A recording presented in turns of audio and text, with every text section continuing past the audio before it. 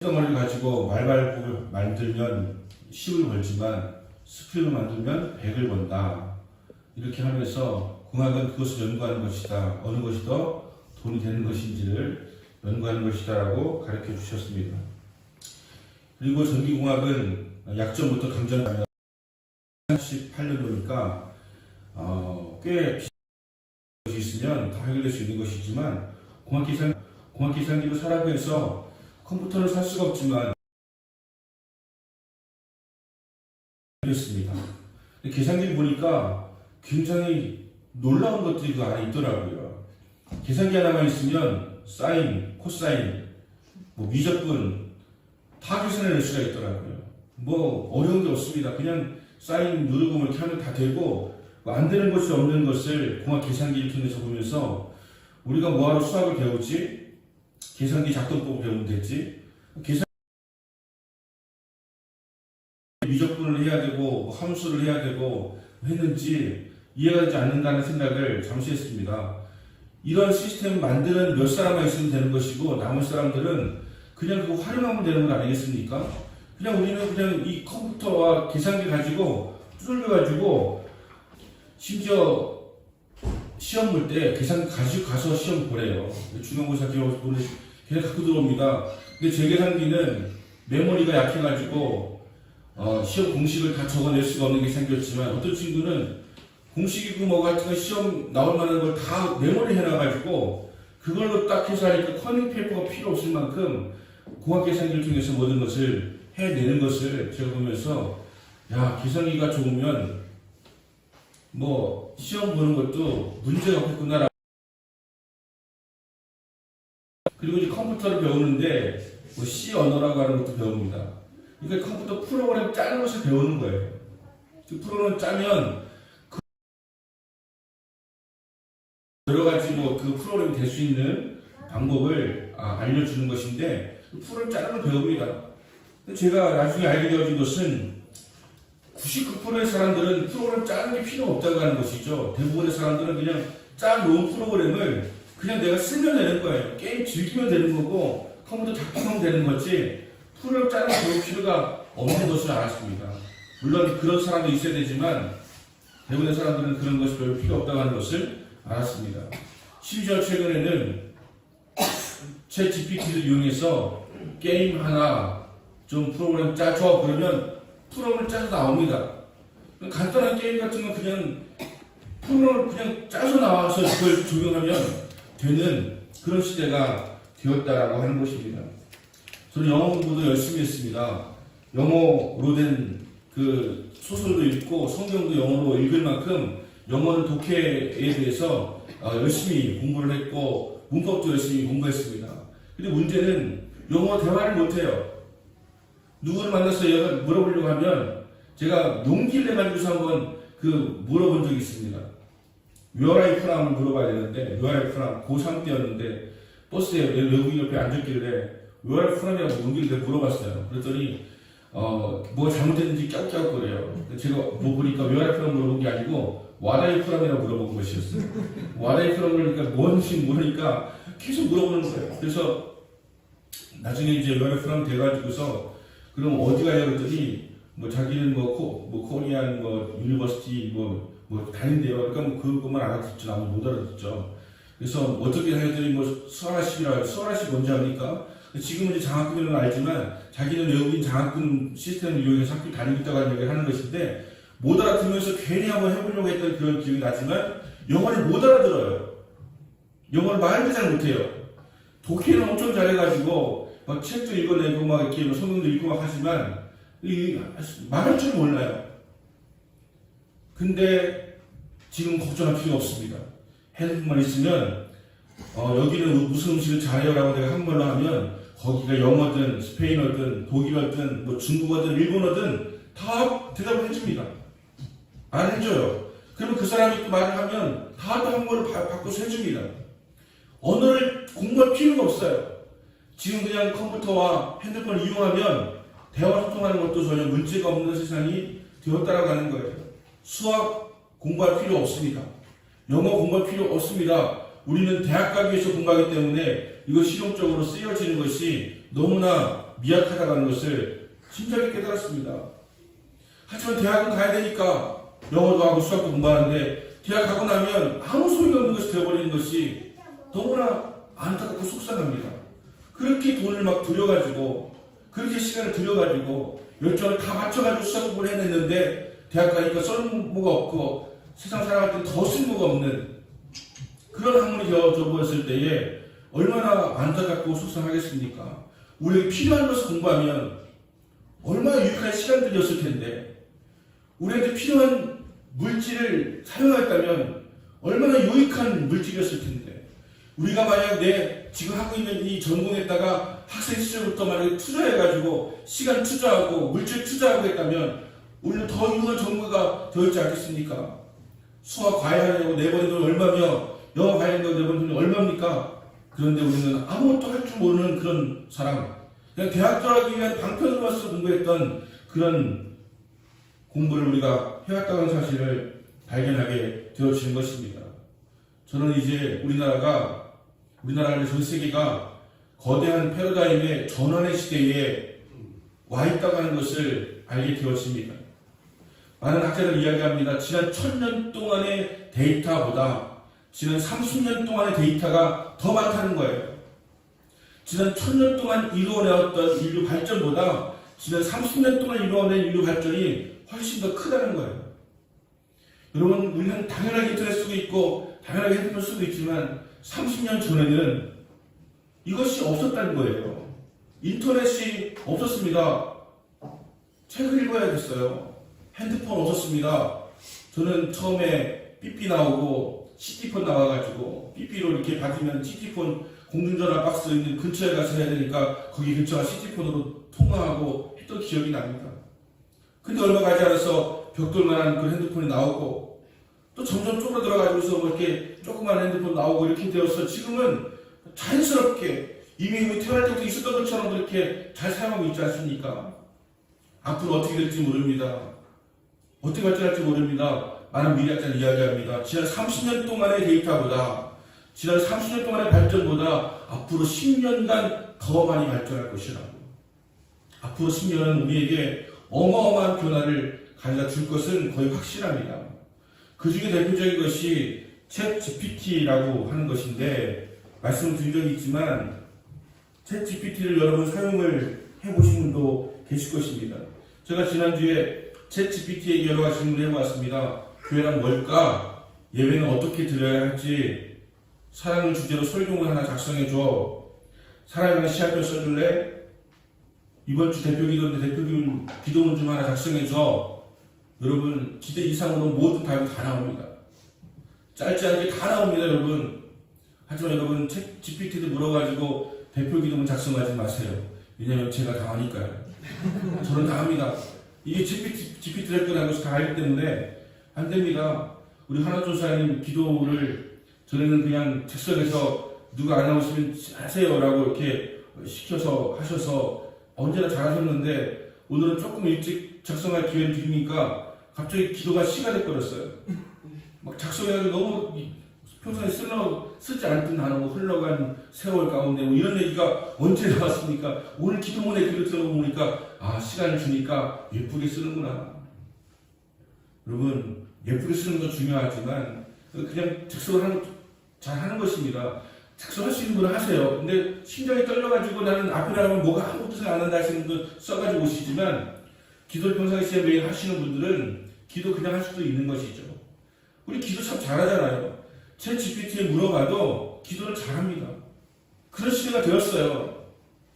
제가 아예 여러분 챗 GPT로 한번 좀 뭔가 좀 보여주려고 해요. 자, 제가 챗 GPT로 예를 들어서 사랑하는 사람과 함께 여행하면 좋은 코스 하나를 소개시켜줘. 이렇게 묻잖아요. 이거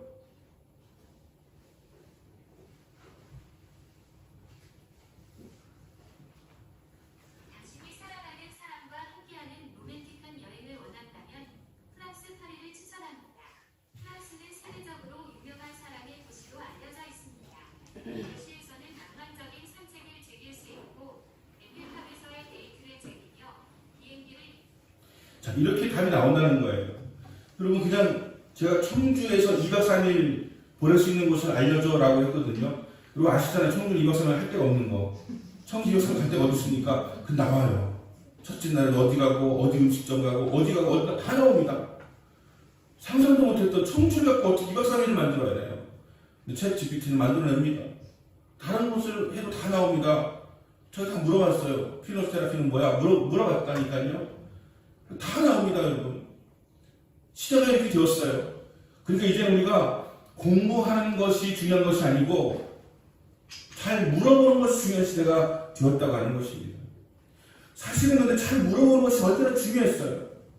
근데 우리는 묻기보다는 항상 답을 원하는 삶을 살아왔기 때문에 우리는 뭔가 답을 공부해가지고 알고 있는다는 데이터를 아주 축적시키려고 하는 그런 삶을 살아왔단 말이죠. 하지만 이제는 잘 묻기만 해도 되는 시대가 되었습니다. 학교에서 시험을 치르는 것도 방식이 바뀌어야 됩니다. 이제 잘 묻는 것을 할 수 있도록 가르쳐줘야 돼요. 엄연히 존재하고 있는 이 컴퓨터와 핸드폰과 챗봇과 모든 것이 있는데 학교에서 굳이 이것을 사용하지 않는 걸 가정하고 가르치는 것은 시대착오적인 것이죠. 졸업하고 나면 어차피 이거 쓸 건데 오늘 청국장 끓일 건데 레시피 좀 알려줘. 다 나오는데요. 계란찜 할 건데 알려줘. 오늘 파가 없는데 계란찜 할 때 파 없는 거 참고해서 알려줘. 다 나옵니다. 이렇게 되어지고 있는 세상에서 우리가 굳이 이것이 없는 것을 가장해서 공부를 한다고 하는 것은 대단히 소모적인 일이다 라고 하는 것을 알 수 있습니다. 당연히 지금 설교 시간이니까 당연히 우리가 예배를 드리고 있으니까 이런 시간 가운데 예배는 어떻게 할 것인가, 신앙생활 어떻게 할 것인가에 대한 것을 이야기하지 않겠습니까? 제가 우리 예배 어떻게 드려야 될까라고 하는 걸 물어봤습니다. 그랬더니 예배는 이렇게 드린다고 얘기해줘요. 찬송가 기도를 하고 그 다음에 뭐 이렇게 뭐 하고 이렇게 해서 그렇지만 각자의 방식으로 예배를 드려야 되고 하나님께서 기뻐하시는 뭐 예배를 드려야 되고 다 나옵니다. 결국 짧게 답이 나오는 거예요. 전에 그냥 네이버 검색은 짧게 딱 나오잖아요. 근데 이건 지금 충분히 우리가 이해하고 알아들을 만큼 길게 나온다고 하는 특징이 있다고 하는 것입니다. 그러면 챗봇이 앞으로 우리 인류 미래를 뭐 다 지배하고 장악할 것인가? 이런 걱정하시는 분들은 발전하기가 어려운 분들이에요. 이들은 우리가 질문하지 않으면 답을 하지 않는 존재이죠. 그리고 우리가 가진 데이터 이상 넘어서서 갖고 있지 않아요. 다 우리가 누군가 올렸던 거, 썼던 거, 뭐 학술 자료 이런 것들 가지고서 나오는 데이터인 것이지 우리가 말 한 번 하지 않고 기록도 한 번 하지 않고 가지고서 나오는 데이터는 아니기 때문에 이들이 우리를 지배할 것이라고 하는 그런 생각을 하면서 공부 안 하시는 분들은 발전된 시대를 살아가기가 어려운 것이죠. 제가 이것이 맞는 것인지 잘 모르겠지만 가장 늦게 발전에 참여하시는 분들이 기독교인들이세요. 기독교인들이 그렇게 늦어요. 제가 보면 그래요. 특히 목사님들 늦어요. 의심이 많아요. 이것도 뭐 잘못된 거 아니야? 이것도 마귀 역사 아니야? 사단 역사 아니야? 종말론 아니야? 이거 아니야? 이렇게 하면서 뭐 발전 늦어요. 그러고 나서 다 해요.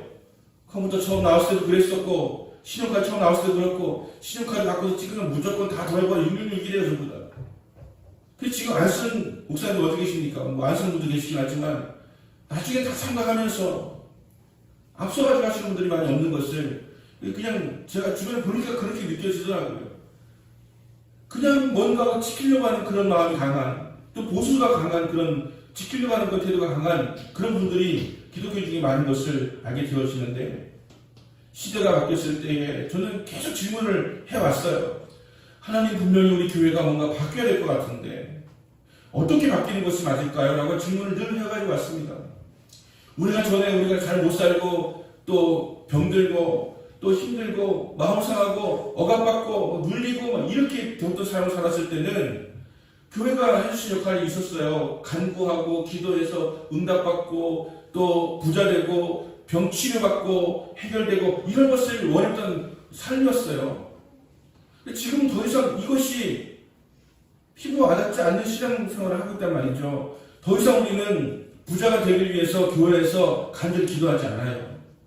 마음의 소원 다 갖고 있지만 모두가 다 부자가 되고 싶어 하지만 교회 와서 기도하는 것을 하지 않아요. 왜냐하면 세상에 방법이 너무 많아졌기 때문이죠. 세상에 우리가 할 수 있는 게 너무 많아졌기 때문에 기회가 너무 많아졌기 때문에 우리는 그런 것을 구하지 않습니다. 병 고치는 것 때문에 교회 찾는 것은 더더군다나 없습니다. 우리는 한 빌딩에 병원 10개씩 있는 사람 살아가고 있으니까요. 얼마나 좋은 병원이 많고 얼마나 좋은 요양시설이 있고 의사가 많은데요. 그럼 보니까 너무 대단해요. 서울대학교 약책과에서 근무하는 간호사가 이야기하는데 한 번 주사 맞으면 2억이 드는 그런 주사가 있는데 한 번 맞으면 그냥 평생 치료가 된대요. 돈 있으면 되는 거예요. 돈 있으면 되는 거예요. 그런 세상을 살아가기 때문에 우리가 이제까지 하던 신앙의 방식으로는 그냥 신앙이 좋아질 수가 없어요. 교회 와서 뭘 추구해요? 교회 와서 재미를 추구합니까? 즐거움을 추구합니까? 행복을 추구합니까? 그런 세상이 더 많은데요. 여기 와서 구하는 것을 하나님만 믿고 의지하면서 구할 수 있는 거, 돈과 명예와 문제 해결과 이런 것들 토하는 것 같은데 세상이. 그리고 우리는 늘 답 정 넣었잖아요. 우리는 우리 마음속에 해답을 가지고 기도하는 거였었거든요. 하나님 저 판사가 되길 원합니다. 이거잖아요. 그리고 기도하는 거 뭐예요? 기도 형식이지만 사실은 하나님 날 도와주세요라고 하는 거잖아요. 내가 판사 될 것이니까 도와주세요 이거잖아요. 우리는 물었습니까? 하나님 제가 어떻게 살기 원하십니까? 하나님 제가 무엇이 되기 원하십니까? 라고 물었습니까? 그것보다는 내가 무엇이 될 테니까 하나님 책임지세요 라고 하는 방식 아니었습니까? 우리가 이런 신앙사고를 갖고 해왔기 때문에 지금은 교회의 필요성이 많이 느껴지지 않는 그런 시대가 되었단 말이죠. 우리는 알게 되었거든요. 어떻게 하면 되는지에 대해서. 하나님은 우리에게 진작부터 무엇이 되겠다고 하는 간구를 하라고 가르쳐준 것이 아니라 우리에게 물으라고 가르쳐주셨어요. 다윗 하나님께 기도합니다. 하나님 지금 브레스가 전쟁을 걸어왔는데 하나님 제가 나갈까요? 말까요? 이렇게 물었지. 하나님 제가 나갈 테니까 하나님 책임지세요라고 하지 않았습니다. 물었어요. 하나님 어떻게 하면 좋을까 물었습니다. 근데 물었음에도 불구하고 하나님께서 대답을 해주셨기 때문에 그는 그거에 순종해서 나갔던 것이지 하나님 저는 왕이 되려고 합니다 라고 한 적이 없습니다. 하나님께서 왕이 되게 하셨고 왕을 어떻게 해야 되겠습니까? 라고 물을 때에 하나님께서 답을 주셔서 해왔던 것이 신앙의 방식이었고 그의 삶의 방식이었는데 우리는 그냥 답을 정해놓고 하나님 제가 무슨 과를 가길 원합니다. 무슨 직업을 갖길 원합니다. 어떻게 되길 원합니다라고 하면서 하나님 이것에 대해서 도와주세요라고 하는 거지 하나님 제가 어떻게 살길 원합니까? 무엇이 되길 원합니까? 하나님 말씀하시면 제가 순종하겠습니다라고 하는 방식은 아니었다고 하는 것입니다. 신앙도 마찬가지예요. 신앙생활 하면서 우리는 간구라고 하는 형식으로 여기까지 살아왔습니다. 저는 이것에 대한 고민을 많이 했어요. 계속 고민했습니다. 도대체 우리는 어떻게 바꿔야 될까?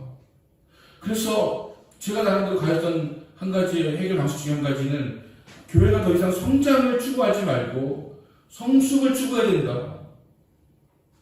우린 너무 성장 위주로 해왔다. 그리고 교회는 큰데 뭔가 허공에 떠있는 것 같은 허심이 있는 것 같은 안에 비어있는 것 같은 그런 것이 한국 살만 오는 것이 아니라 교회가 더 심하다. 그런 생각, 이런 허영심, 뭔가 겉으로 멀쩡하고 교회도 크고 그 안에 성도 꽉 들어 차 있는데 뭔가 그리스도의 진리와 복음의 핵심은 없는 듯한 그런 교회 이런 모습 속에서 성장이 아니라 성숙해야 되겠다. 이제는 받는 것이 아니라 나눌 수 있는 주는 것이 되어야 된다 라고 생각을 했습니다. 그래서 저는 그런 마음을 가지고 목회에 적용하고 싶은 마음을 굿굿같이 가지고 있는데 이게 잘 안 돼요. 제가 그렇게 대심이 강하지 못해서 그런가 봐요. 예를 들어 성탄절은 여러분, 성탄절은 예수님께서 마구간에 오신 것이 상징이지 않습니까? 부활절은 예수님께서 부활하시고 나서 무덤 비어있는 것이 상징이지 않습니까? 빈 무덤이 상징이에요. 마구간이 상징이에요. 화려함이 아니라고요. 근데 교회는 성탄절 되면 화려함을 추구하고 부활절 되면 뭔가 막 가득가득 채우려고 하는 그런 모습으로 교회를 추구하고 있단 말이죠. 부활절의 핵심은 빈 무덤입니다. 주님이 다 비우시고 자기의 몸까지도 다 비우시고 간 빈 무덤이 핵심인 것이죠. 그래서 빈무덤을 상징할 수 있는 것이 있다면 그것을 좀 나눠주고 싶지만 빈무덤을 상징할 수가 있는 것이 없어서 부활과 비슷한 부하가 있는 계란을 자꾸 주고 있는데, 계란 주는 것은 이미 부활절의 상징이 되어버리기 때문에 뭐 주는 있지만 부활절의 상징이 계란이 될 수는 없는 것입니다. 부하하고 부활하고는 다른 거예요. 제가 무슨 기술이 탁월한 기술이 있다면 계란을 껍데기만 줄 수 있는, 그 빈 껍데기 계란을 줄 수 있는, 그래서 이것이 부활절의 상징이다라고 했으면 좋겠지만 그런 기술은 없어가지고 계란을 주고 있지만, 여러분 부활절의 상징은 빈무덤이에요. 주님이 다 비우시고 가셨다고 하는 거, 이것이 한국교회가 가져야 될 태도인데, 지금 우리는 뭔가 채우려고 하는, 자꾸 커지려고 하는, 그리고 높아지려고 하는 그런 태도를 가지고 있었고, 그것이 한국 사회였고 또 교회였고 또 내 자신이었던 것이죠. 나도 그냥 크려고 하는, 잘 되려고 하는, 많아지려고 하는 그런 생각 속에서 우리 인격적인 성숙은 뒤로 물러갔고, 다른 사람이 어떻게 되거나 말거나 나만 잘 되면 되는 네 가지 없는 성품으로 살아갔잖아요. 사가지 네 가지 사가지 없는 성품 살아왔잖아요. 그래서 오늘 제일 듣는 말 중에 한 가지가, 저 사람은 네 가지가 없나, 뭔가 일을 잘하는 것처럼 보이는데 네 가지가 없다 보니까 뭐 마음이 안 가는 그런 세상을 살고 있는 거 아닙니까? 근데 문제는 교회가 그런 말을 듣고 있는 거예요. 교회는 왜 이렇게 이기적이냐? 왜 자기밖에 모르지? 주님의 가르침은 이게 아니잖아요. 주님 언제 교회가 이기적으로 성장을 하고 하셨어요? 교회가 언제 너만 잘 되면 된다고 하셨어요? 주님의 가르침은 늘 다른 이웃과 함께, 다른 이들 도우면서, 사랑하면서 이웃을 사랑하라고 그렇게 가르치셨고, 원수를 사랑하라고 그렇게 가르치셨죠. 선한 능력으로 살아가라고 이렇게 말씀하셨지, 언제 우리에게 이기적으로 니네만 잘 살면 돼, 니네만 구원받으면 돼라고 하셨습니까? 다른 사람이 복음 전하기 싫은 이유 중에 한 가지는 그냥 나만 구원받고 싶은 거잖아요. 다른 사람은 지옥에 가거나 말거나. 그리고 그런 마음을 주님 가르쳐 주셨습니까? 아니잖아요. 바뀌어야 됩니다. 근데 바뀌는 데 있어가지고서 이것이 어떻게 여러분에게 적용될지 모르지만, 이제는 묻는 신앙으로 바꿔라. 챗GPT의 시대가 앞으로 여러분은 엄청난 걸 많이 바꿔놓을 것입니다. 그런데 분명히 바뀔 거예요. 지금 여러분 여기에서 쓰신 분이 별로 없지만 이쪽 보세요. 네이버 검색해서 다 할인될 것입니다.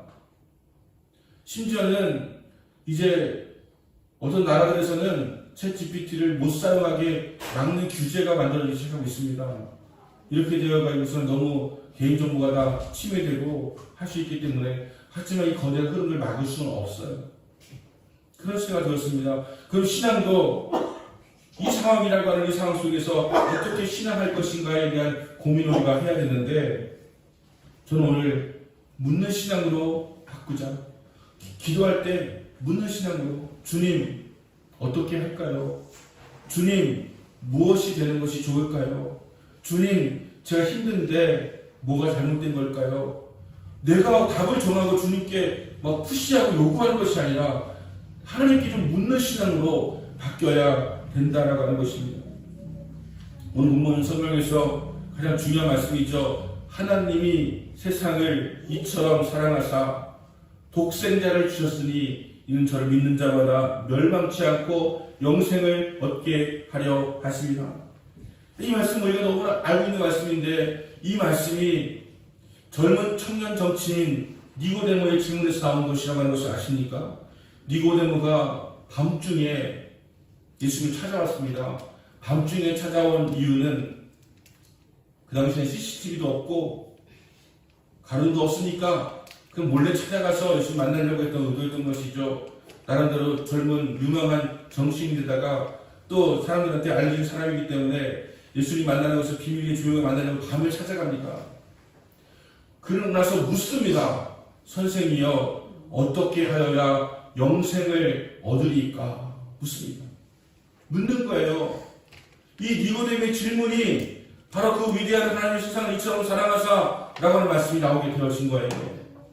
어떻게 영생 얻습니까? 라고 하니까 예수님께서 거듭나야지 하나님 나라를 볼 수 있다, 들어갈 수 있다 라고 대답을 해주셨습니다. 그랬더니 니고데모 또 묻습니다. 내가 나이가 많은데 어떻게 엄마 뱃속으로 또 들어갈 수가 있습니까? 당연한 질문이죠.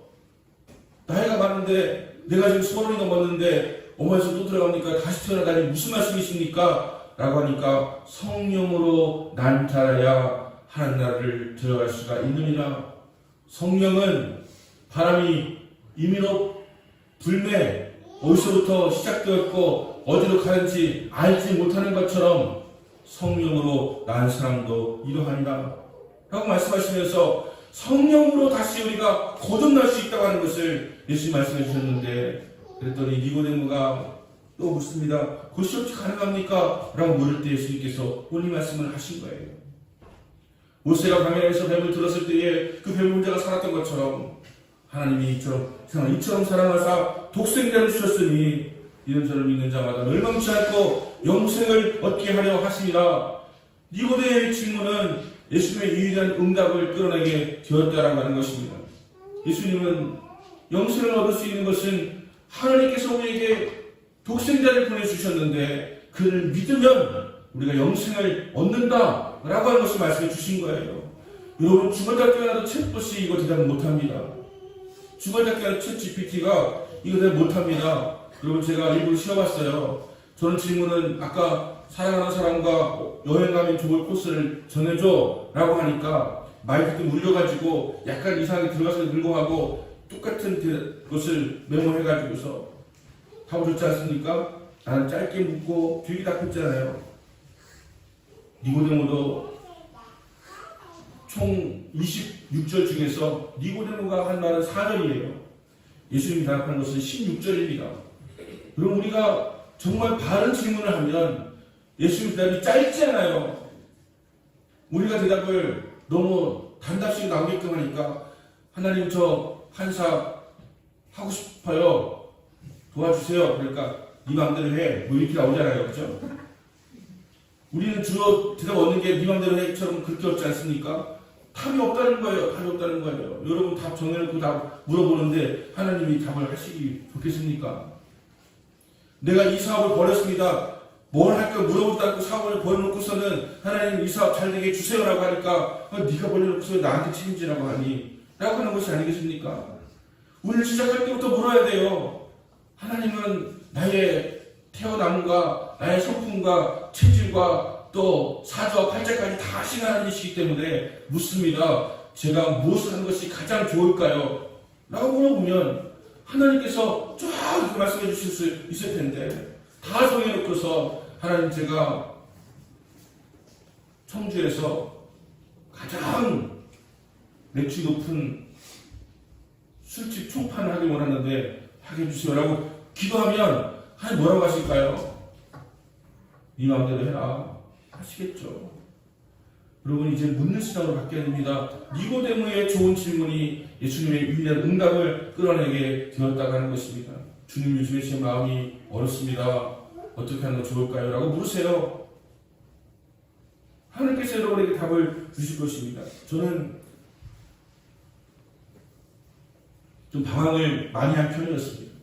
근데 방황할 때마다 항상 제가 가지고 있는 질문이 있었어요. 하나님, 인생은 뭘까요? 이런 있잖아요. 그냥 대학 다니면서 인생은 뭘까요? 이걸 가지고서 그냥 맨날 그냥 품고 있었어요. 근데 어느 순간에 품고 있는 가운데서 대답을 주시더라고요. 그 질문을 품고 있으면 반드시 하나님의 대답을 들을 수가 있습니다. 그렇다고 해서 제가 뭐 인생을 뭘 안다 이렇게 말씀드리는 건 아니에요. 안다고 되는 게 아니더라고요. 손 가는 법을 왜 모릅니까?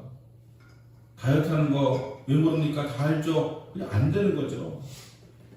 몰라서 안 되는 것이 아니고 아는데도 안 되는 거죠. 단순히 안다라고 해서 된다고 하는 것은 결코 아니죠. 거기에는 의지도 있어야 되고 결단도 있어야 되고 포기도 있어야 되고 하는 것인데 그 종합적으로 다 되어질 수 있는 것이 능력인데 그냥 안다고 되는 말은 아니죠. 여러분, 교회 예배 모르는 건 아니잖아요. 다 아시는데 안 되는 것들이 많은 거잖아요. 이제부터 신앙은 내 맘대로가 아니라 주님께서 답하시는, 말씀하시는 그것을 듣고 내가 하겠다라고 하는 것을 결심해야 되는 것입니다. 제가 아는 한 좋은 질문 두 가지로 소개하려고 합니다. 요한복음 4장에 등장하는 수가성 여인입니다. 수가성 여인은 결혼을 5번 하고 이제 사람과 마주치는 것이 두려워서 사람이 거동하지 않는 낮 12시에 우물가에 물을 길러오는 여인이었습니다. 그는 예수님 만났을 때 참 좋은 질문을 합니다. 11절에 주여, 4장 11절에 주여 물 기를 그릇도 없고 이 우물물은 깊은데 당신이 그 생수를 얻을 수 있겠습니까? 라고 예수님께 묻습니다.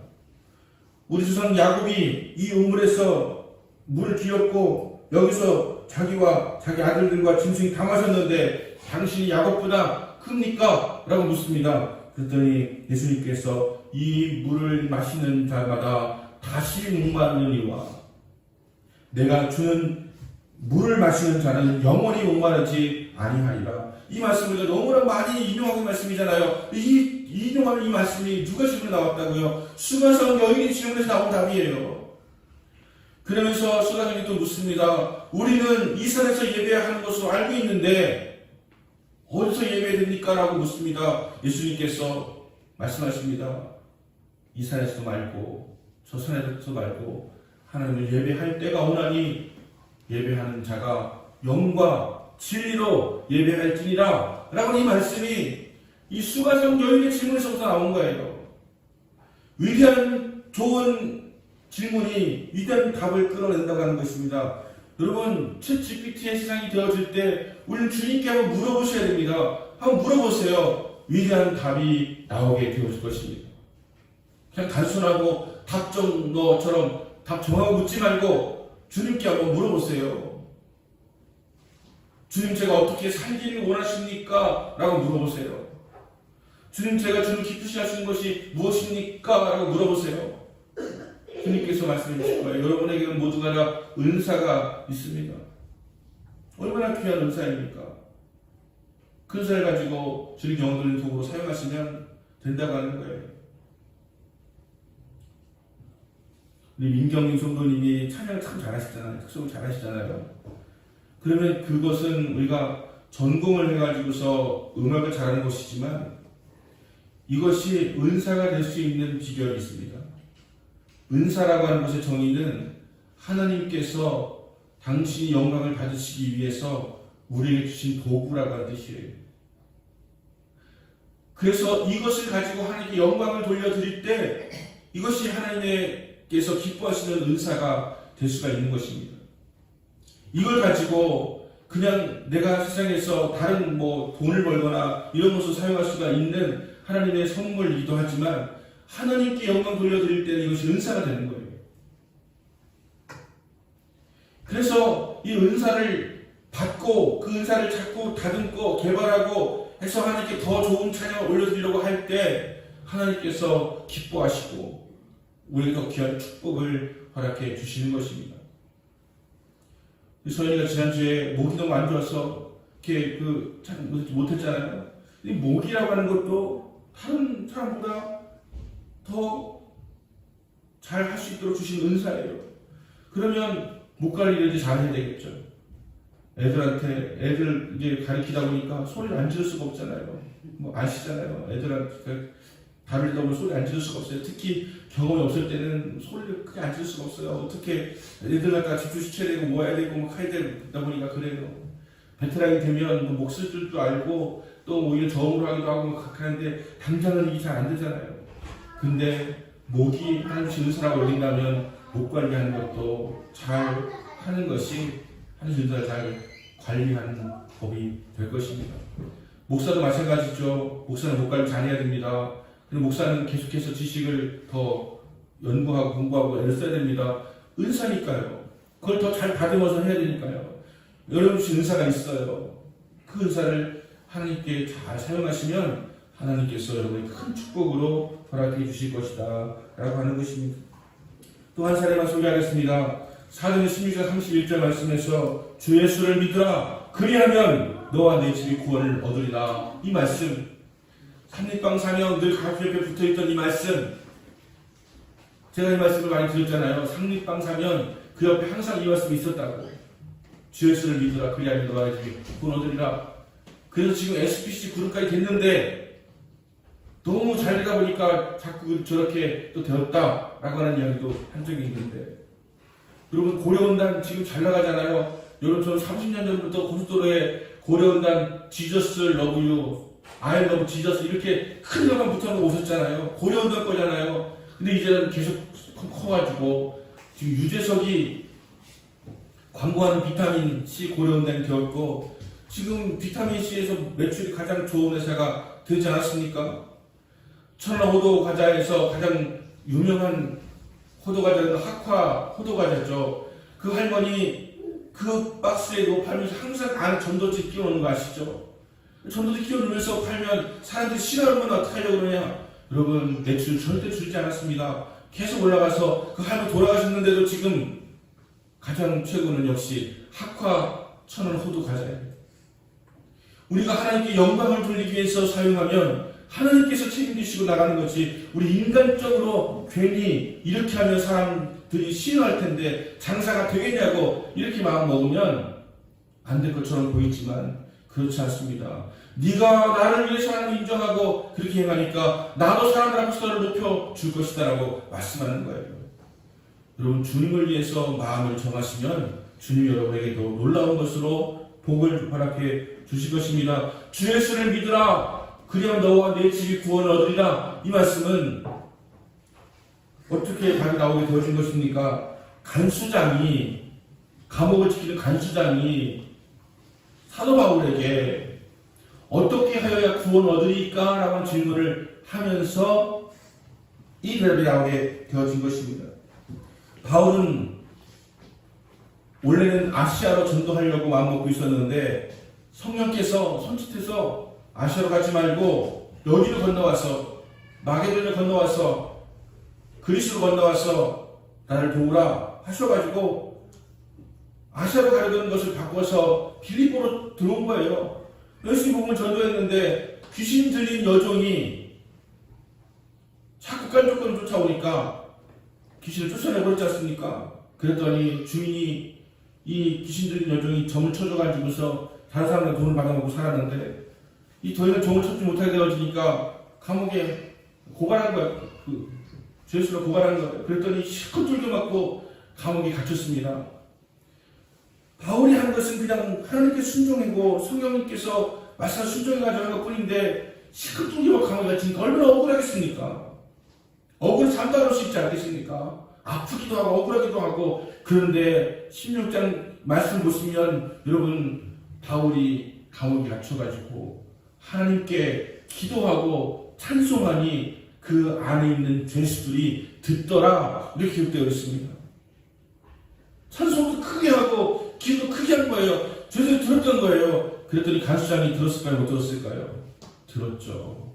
간수장도 죄수들과 함께 있는 사람인데 들었습니다. 그런데 옥문이 열리고, 지진이 막 일어나고 옥문이 열리고 자꾸 풀리고 다 도망갈 수 있는 기회가 이루어졌는데, 간수장이 볼 때 난 죽었구나, 책임을 못 다했으니까 죽어야지, 로마의 당국자로서 내가 책임을 다하지 못했으니까 내가 죽음으로써 충성을 보여줘야지 라고 죽으려고 했는데, 바울과 실라가 도망가지 않고 우리가 여기 있다, 죽지 마라 이렇게 하니까 여기에서 감복하는 것이죠. 간수장의 감복은 단순히 거기에서 그냥 죽지 마라 한 것 때문이 아니라, 그가 그 곤란한 상황 속에서, 그 어려운 상황 속에서 하나님께 기도하고 찬송하는 것을 보았기 때문에, 들었기 때문에 거기에 감동하고 있었는데, 이번에 도망가지 않고 자기를 살리기 위해서 남아있으니까 거기에 감동해서 묻는 것입니다. 어떻게 하여야 구원을 얻으니까? 구원은 지금 도망가면 되는 거예요. 살면 되는 거예요. 그런데 여기에서의 구원은 무엇입니까? 어떻게 하면 하나님의 자녀가 될 수 있습니까? 라는 질문을 하고 있는 것이죠. 우리는 그렇게 이야기합니다. 내가 돈 많이 벌어가지고 성공해가지고 하나님께서 나를 축복하신 것을 증명해서 복음을 전해야지 라고 생각합니다. 여러분, 틀린 말 아니죠. 하나님이 축복하셔서 잘돼서 복음을 전하면 훨씬 더 효과가 클 것입니다. 그래서 세계에서 우리가 선교사가 복음 전하면 잘 됐지 않습니까? 우리나라는 잘된 나라니까, 부자 나라니까. 우리는 그렇게 생각합니다. 그런데 더 강력한 복음의 능력이 어디 있는지 아십니까? 힘들고 어렵고 공고하고 상처 있고 괴롭고 고통당하고 있음에도 불구하고 하나님을 찬송하고 기도하는 모습을 볼 때 과연 하나님은 살아계시구나라고 여기면서 예수 믿는 사람이 많아지게 된다고 하는 것입니다. 그것이 우리가 60년, 70년대에 있었던 일이에요. 우리나라 가난했을 시절에 아니 새빵 살면서 세대가 어떻게 이렇게 주날려면 어디 가는 거야? 이렇게 얼굴이 항상 밝고 좋아? 아주머니 제가 예수 믿는데 아니 예수 믿으세요. 얼마나 좋은지 몰라요. 그래서 간 거 아닙니까? 그래서 예수 믿게 되어지고 그래서 많은 사람이 예수 믿게 되어진 거 아닙니까? 지금은 잘 살게 되었는데 왜 자꾸 쪼그라드는 거예요? 잘 되면 복음 전한다고요? 잘 되는 게 우선이시잖아요. 잘 되는 게 먼저잖아요. 그러고 나서 나중에 복음 전할 것 같습니까? 아니잖아요. 잘 되기 위해서 복음 전한다는 것은 뒷전에 밀어놓고 하니까 안 되지 않습니까? 사도 바울이 감옥에 갇혀서 매를 맞고서 거기에서 큰 우러도 천천한판에 찬송하고 기도하니까 간수장이 감복을 받고 거기에서 어떻게 하면 구원 얻습니까? 질문했을 때 그 위대한 답, 예수님이 아니고 바울이 한 답, 주 예수를 믿으라. 그러면 너와 내 집이 구원 얻으라 하는 답을 준 것이에요. 우리는 평생 질문하고 살겠습니까? 우리 답을 해줬잖아요. 누군가가 집사님 저 어떻게 살아야 돼요? 라고 할 때 답해 주셔야 되잖아요. 이거에 대한 답을 할 수 있는 사람은 누구인가? 예수님 앞에서 어떠한 고난과 역경 속에서도 찬송하고 기도하는 주님이 부르셨는데 왜 주님을 위해서 일하고 있는데 왜 이런 시험을 겪고 당합니까? 라고 하는 것이 아니라 그저 어떤 상황이든 주님을 찬송하고 기도하는 사람이 하나님께서 주시는 은사와 능력으로 많은 사람을 구원할 수가 있다고 하는 것입니다. 존 웨슬리는 옥스퍼드 대학에 나온 사람이에요. 어머니 수산나에 의해서 철저히 신앙교육을 받았습니다. 그래서 옥스퍼드에서 홀리클럽 만들어가지고 거기서 서클 활동을 아주 영성 있는 그 클럽을 했고요. 나중에 미국 가서 말 타고 다니면서 복음도 전하는 저도 순례자가 되었습니다. 그런데 미국에서 대사 건너서 오는데 태풍이 불어옵니다. 풍랑이 일어요. 너무 무서운 거예요. 그래 난 죽었구나. 난 천국 가기 힘들겠다라고 구원하시니 멀어졌는데 저쪽 한 구석에서 어떤 한 무리가 찬송하고 기도하면서 환한 얼굴로 모임을 갖고 있는 거예요. 아니 똑같이 태풍 만나서 죽어가는 상황에 저 사람들도 좀 뭔가 싶어서 가보았는데 보니까 딘젠 롤프 백작이 만든 모라비안이라는 교회였습니다. 그런 구원 확신이 있으니까 죽음을 두려워하지 않는 것이었어요. 그래서 요한 웨슬리가 목사가 된 사람이었는데 그때 내가 구원받았다는 확신을 갖게 되었다는 거 아닙니까? 그래서 감리교에서는 이 대회심의 날짜가 지키고 있습니다. 그분 목사가 됐는데 이제서야 거듭났다고 경험하겠다고 그렇게 고백하고 있는 거예요. 자, 누가 전도했습니까? 그 태풍 속에서 찬송하고 기도했던 모라비안 교도 때문에 웨슬리가 회심하게 되어진 거예요. 여러분, 자녀할 때만 뭔가 보여주려고 하지 마세요. 어렵고 힘들 때에도 믿음으로 살아가는 모습을 보여주세요. 그럼 여러분들이 통해서 많은 사람들이 예수를 믿게 되어질 것입니다. 사랑하는 여러분, 우리는 아주 중요한 시기를 살아가고 있습니다. 아무 상황이 변한다 할지라도 우리를 죄에 사해줄 수 있는 분, 우리를 구할 수 있는 분은 예수 그리스도 뿐입니다. 아무리 챗GPT가 행정을 하고 심지어 복제인간 클론이 행정하고 우주선을 타고 달나라를 왕복하고 왔다 갔다 버스 타듯이 왔다 갔다 할 수 있는 시대가 된다 할지라도 죄로 인해서 죽을 수밖에 없는 우리를 구원할 수 없다는 사실을 깨달아야 됩니다. 그리고 시대에 맞추어서 우리는 묻는 신앙으로 바뀌어야 됩니다. 이제는